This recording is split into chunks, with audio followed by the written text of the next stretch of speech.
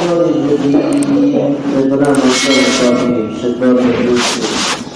بسم الله الرحمن الرحيم شروع کرتا ہوں اللہ کے نام سے جو بڑا مہربان نہایت رحم والا ہے اللہ الذي خلقكم ثم رزقكم ثم يميتكم ثم يحييكم هل من شركائكم من يفعل من ذلكم من شيء سبحانه وتعالى عما يشركون قرآن شریف کے 21ویں پارہ 20 آیت میں سورہ روم کے 4 رکوع میں آیت نمبر 40 میں اللہ تعالیٰ ارشاد فرماتا ہے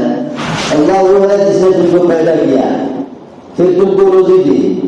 پھر تم کو موت دیتا ہے پھر تم کو زندہ بھی کرے گا کیا تمہارے ٹھہرائے ہوئے معبودوں میں کوئی ایسا ہے جو ان کاموں میں سے کوئی ایک کام بھی کرتا ہو پاک ہے وہ اللہ شرک سے جو یہ لوگ کرتے ہیں جس کی لوگ پوجا کرتے ہیں قبر کی مورتی کی گوڑی کی اللہ کے علاوہ جس کی بھی کیا فرشتوں کی جناتوں کی ولیوں کی نبیوں کی تو ان معبودوں میں جس کو لوگوں نے معبود سمجھا ہے کوئی ہے آدمی کو پیدا کرے روزی بھی دے موت دے پھر زندہ کر دے کسی کے اندر فضل دے وہ اسی لیے فرما رہا ہے پاک ہے اللہ اس شرک سے جو یہ لوگ کرتے ہیں انسان ننگا بھوکا دنیا میں آتا ہے ایک چھلکا بھی اس کے بدن پر نہیں ہوگا قیامت کے دن اللہ ہی اس کو زندہ کرے گا پھر اللہ ہی اس کو دنیا میں روزی دیتا ہے اس حیات کے بعد مار ڈالے گا پھر قیامت کے دن دوبارہ زندہ کرے گا خدا کے سوا جن جن کی تم عبادت کر رہے ہو ان میں سے ایک بھی ان باتوں میں سے کسی ایک پر قادر نہیں ہے ان کاموں میں سے ایک بھی کوئی نہیں کر سکتا اللہ سبحانہ و تعالیٰ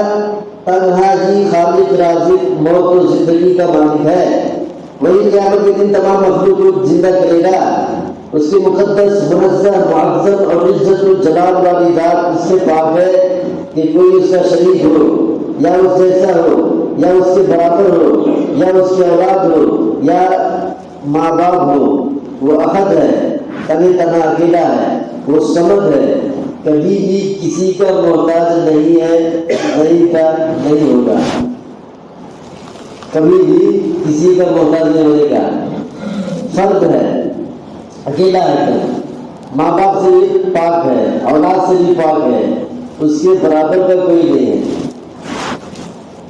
اللہ تعالیٰ فرما رہا ہے کہ ہم ہی تم کو پیدا کرتے ہیں ہم ہی تم کو روزی دیتے ہیں ہم ہی تم کو موت دیتے ہیں ہم ہی تمہیں دوبارہ حشر کے میدان میں زندہ کریں گے اب تم لوگ جن جن کو پوجتے ہو یا پکارتے ہو چلتے پھرتے نام لیتے ہو وہ پیر ہو یا پیغمبر ہو فرشتہ ہو جنات ہو شیطان ہو چڑیل ہو مرغی ہو بوڑھی ہو کوئی بھی ہو ان میں سے کوئی ایک بھی ایسا ہے جو تمہیں پیدا بھی کرے پھر تمہیں روزی بھی دے پھر تمہیں موت بھی دے پھر تمہیں حشر کے میدان میں زندہ بھی کرے ہے کوئی اگر ہے تو بتاؤ وہ کون ہے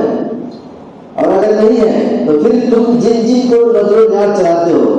حلوہ مانی کا کھچڑا شربت چڑھا رہے ہو 3 10واں 20واں 11ویں 12ویں سب کرتے ہو جن کو واسطہ وسیلہ سمجھ سے پوجا پاٹ کر رہے ہو آخر ہے وہ کس بیماری کی دوا وہ سناؤ کیوں کر رہے ہو اللہ نے جس نے بغیر ماں باپ کے آدم علیہ السلام کو پیدا کیا اللہ نے جس نے بغیر ماں کے حضرت حوا رضی اللہ عنہ کو پیدا کیا اللہ نے جس نے بغیر باپ کے حضرت عیسیٰ علیہ السلام کو پیدا کیا اور تم لوگوں نے جن جن کو خدا مانا ہے پوجا پاٹ کیا ہے جن کے سامنے رکوع سجدہ کیا ہے جن کے نام پہ روزہ رکھا ہے جن کے لیے نذر و نیاز چڑھایا ہے کچھ بتاؤ سمجھاؤ تو صحیح جو ان لوگوں نے کام کیا ہے کچھ کسی کو بغیر ماں باپ کو پیدا کر دیا ہو کسی کو بغیر ماں کے گھر پیدا کیا ہو کسی کو بغیر باپ کو پیدا کیا ہو کیا ہے کسی نے کچھ نہیں کیا ہے تو بھائی بغیر سوچے سمجھے ایسے ہی پوجا پاٹ کرتے رہو گے اسی کا نام تو جہالت ہے یہ شریعت نہیں ہے حضرت سید شیخ عبد القادر جیلانی رحمۃ اللہ علیہ ان کو خالی سمجھتے پیر صاحب ہیں مسجد میں تصویر ہلاتے ہوں گے یہ تصویریں ہلاتے تھے ہاتھ میں ہلا دیتے تھے دماغ ہلاتے تھے بغداد میں رات میں بیان کرتے تھے لاکھوں لاکھ کا مجمع ہوتا تھا صبح میں ہزاروں کا جنازہ اٹھتا ہے، بڑی صاحبوں میں تشکیل آتے ہیں، پیر صاحب سے بڑے بابا، پیر صاحب نہیں کے نام پر ڈال دیا۔ یہ مطلب یہ ساری زندگی اسی پر محنت کی ہے کہ اللہ کے علاوہ کسی کی بھی دل میں محبت دینی چاہیے، کسی کی بھی نہیں، اتنا سخت پابند نہیں۔ تو لکھتے ہیں پڑھو کتاب حدیث یزدانی صفحہ نمبر 330/5، مجلس نمبر 56، مجلس نمبر ہے یہ، مسجد کا یہی مطلب ہے، بیان کے لیے مجلس رہتے ہیں، مجلس اسی کے مجلس نمبر لکھا ہوا ہے کہ مجلس نمبر 50 ہے، مطلب بغداد میں 50 پر 6واں نمبر جو مجلس لگی تھی ان کی، اس مجلس میں بھی ہزاروں جنازے ہوتے ہیں۔ اللہ کی توحید، اللہ کی قدرت، اللہ کی طاقت اتنا دبا کے بیان دی کہ لوگوں کے کلیجے پھٹ گئے، کلیجہ پانی پیتا بن گیا، مر گئے۔ ہم لوگ جانتے بھی نہیں ہیں، پیر صاحب خالی کہتے رہتے یہ سنو کیا لکھ رہے ہیں بڑے پیر صاحب، کیا لکھ رہے ہیں سنو۔ وہ لکھتے ہیں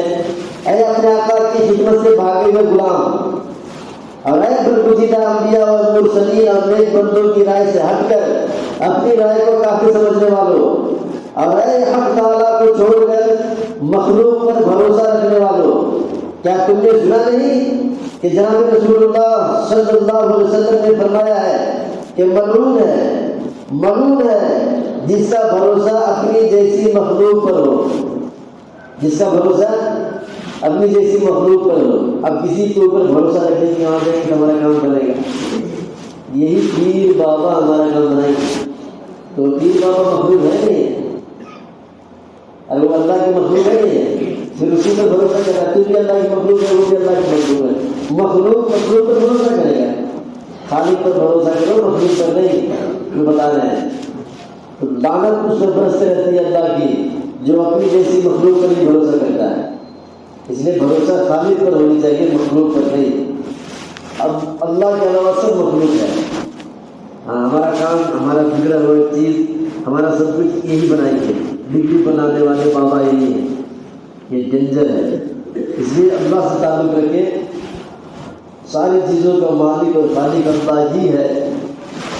یہی دل میں بسا کے رکھنا ہے، اللہ ہی سے لو لگانا ہے، اللہ ہی کی عبادت کرنی ہے، اللہ ہی سے مدد مانگنی ہے۔ اللہ تعالیٰ ہم سب کو سمجھنے کی، عمل کرنے کی توفیق عطا فرمائے۔